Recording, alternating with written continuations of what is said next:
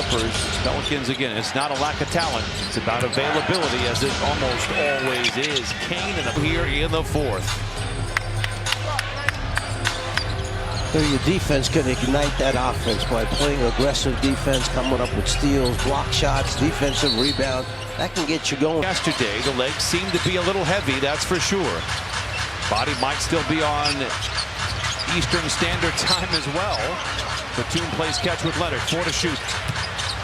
Kawhi turns and fires. He says 55-7. Kane.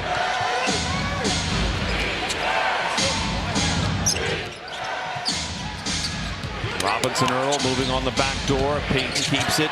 Tries to bounce inside. Deflected, intercepted by Batum. Underway in the fourth. Clippers by 11. Bogdanovich alone for the three. Points off of turnovers. Kane maybe got away. 8-76. Clippers out in front. So good timeout by Willie Green. Cuts into the deficit.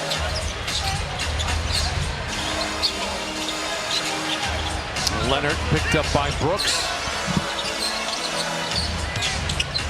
Launches from the baseline. It is strong. And Payton the rebound. 10 minutes to play. A lot of urgency here for New Orleans. Doc Holliday, who will be your Huckleberry. 88-76 Clippers. Inside of 10 minutes to play this fourth quarter. Clippers trying to pull away. Discombobulated here. Leaves Bogdanovich open for the three. That's the name of that play they ran. Discombobulated. This time put on a blindfold. 76. Can the Clippers flex a little bit here and break away? Robinson Earl. Pass deflected. Makovich recovers. Simmons. Really important to them when he's assertive. He has not, as you mentioned, he has not been the assertive guy we saw in the early games that he played in. Our first game in Utah was a real treat, and we were hoping a sign of things to come. Kawhi, uncharacteristically, just has it torn out of his hands.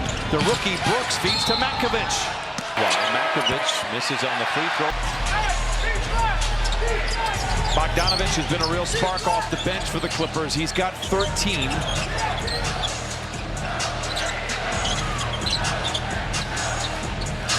Leonard picked up by Payton. Gets around him, gets to the nail, leaves it short. And Payton controls 91-80. Clippers out in front, but it just doesn't feel like a comfortable lead. Payton down the lane, big finish. Oh, that's going to be a wild one against Dallas. It still could be, but with much different context. Turnover coming out of the timeout. Kane the other way. Rebound goes to energy right away when you get back on the floor, because New Orleans full of energy right now, pressing full court, trying to force turnovers. You know, you have to know, and while the skill may not be as polished as what the Clippers are able to present, the effort, the energy, these guys are auditioning. These guys are playing, minutes that they never thought they. You make it past summer camp. Over the years of undrafted, found a way in, and he's in the rotation. He's got a nice contract. As Payton and the Pelicans have it, yeah, the Clippers out in front by double figures, but it doesn't feel all that comfortable. In the corner, Brooks misses the three. Rebound tap skyward by Powell. Controls it, centers it to Hart.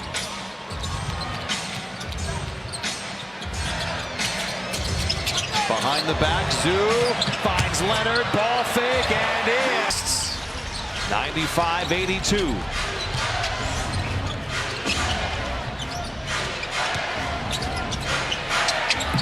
Leaner by Brooks. That one down.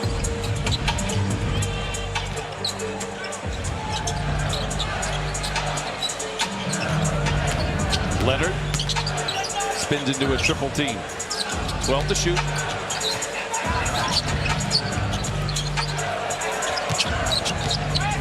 Martin draws Makovich. 3 to shoot. Baseline floater. It doesn't look like this one's going to be put away. 10 points off the bench. You can see why the Pelicans are high on his future. Alvarado. Nice pass inside. 7 assists for Alvarado. You turn your head and lose sight of your play, or they're going to back cut you, and that's just what happened.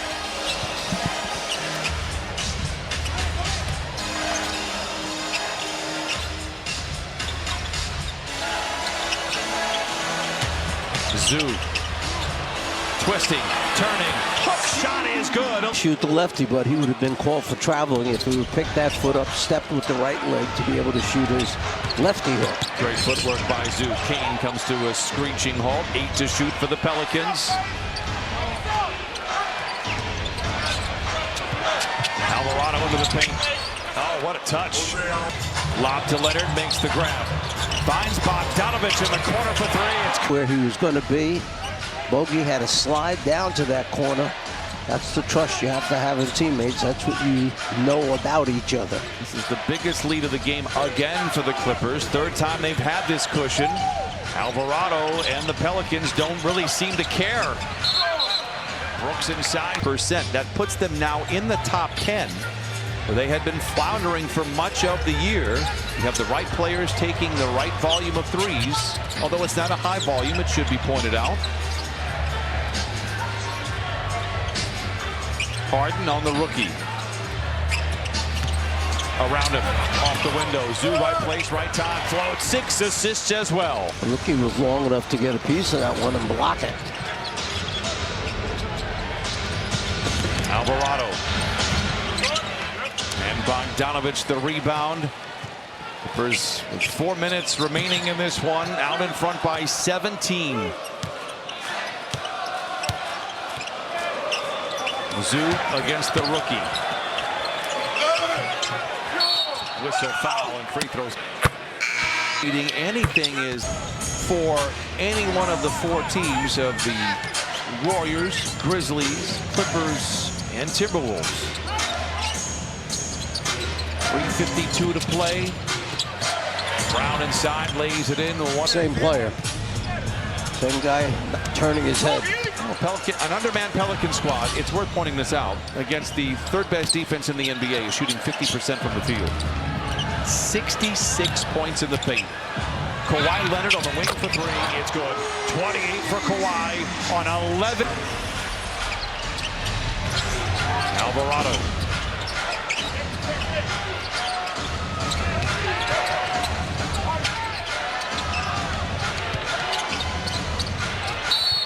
Whistle and a foul stops the clock. Training camp, we were there for the preseason game, and our wish, our thoughts for the season were that the Clippers could qualify and really hope that they were a 7, maybe an 8 seed in the West. The big Clippers, by virtue of their win over Orlando, as Alvarado fires a 3, Zoo the rebound. The Clippers can do no worse than 8th in the West with 6 games remaining after tonight, and it was 7 or 8. That was like they really just wanted to be in the play-in. Could they get into one of those 2 spots? Maybe the 6th seed if things fell. To watch here as we talk about. So you're a man of few words. Go. In essence, what you're saying is you and I, may have underestimated how good the team could be. We, along with everyone else, and you and I were optimistic that things could fall in their way, but I don't know if we expected Zoo to be as great as he has been, and Norm being as efficient as he has been on a higher volume as Eubanks goes to work inside. Vegas had the Clippers winning 35.5 games. Vegas is not in business to lose money. Clippers tonight. If Chris Dunn, what he was going to do for this team. We didn't know a trade was going to take place and that Bogey was going to wind up in a Clipper uniform. Or type first half of the season. That Kawhi was eventually going to come back and eventually return to the form of Kawhi that we know that wins so many games. So there's so many things. The level of Zubac's play has been incredible all season. A lot of good things there. Lawrence Frank and his staff, not only with players, with coaches as well, is really putting a winning product all the way around, and without the highs and lows as every season goes. Offline on the 3, Kobe Brown the rebound. Clippers with a win tonight will move to the 7th spot, and the 8th spot will be, shockingly, the Memphis Grizzlies. 3 weeks ago, I believe, they were the 3 seed in the West. Cam Christie misses on the 3, and they are in an absolute tailspin, and I don't know if they're going to get out of it. The throwdown, 47 seconds to play. Well, a big move like that, you fire a head coach 9 games into. You've got 9 games left, and he's saying we see our home court advantage slipping away. Well, that move does more than just a little bit to affect the mental state of for the past 5.5 seasons. You and I read the article yesterday on ESPN. It seemed like everything was destined to fail given all the things that happened over the offseason. Feel for the fans in Memphis. It's a great city and a fun town to go watch a basketball game, and they are intense over there for sure. We've had a few playoff battles there. Clippers are going to dribble this one out. Who knows? There could be a play-in scenario with Memphis, depending on how Willie, one of the great guys. And he's done a very, very good job with New Orleans.